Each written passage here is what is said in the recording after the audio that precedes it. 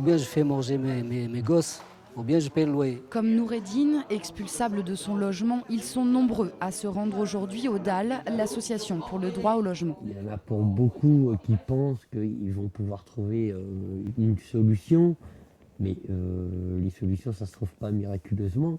Le compte à rebours est déjà lancé pour Didier et sa famille qui vivent dans ce 8 mètres carrés insalubre depuis 5 ans. Maintenant, il faut partir. Il faut perdre notre logement. Pour nous, c'est très important. On se plaît là. Aujourd'hui, on met pas le bonnet. Maintenant, j'ai peur d'être dans la rue avec les enfants.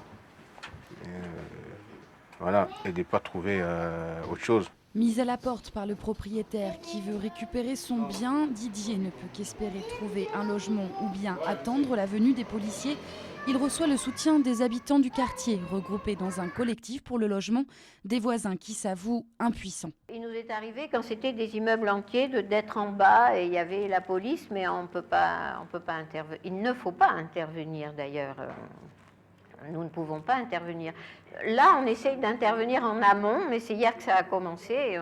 On vit vraiment à chaque minute inquiet. On n'est pas très fort. Pas très fort, car ils sont confrontés à la loi et aux propriétaires. C'est souvent des gens pour qui ça constitue un complément de retraite indispensable. Il y a des gens qui prennent des crédits assez importants sur le dos pour pouvoir justement investir. Donc effectivement, souvent les propriétaires sont dans des situations sociales beaucoup plus difficiles que les locataires qu'ils essayent d'expulser. Des villes de la ceinture rouge de Paris comme Bobigny ont quant à elles pris un arrêté anti-expulsion, un arrêté illégal remis en cause chaque année par la préfecture.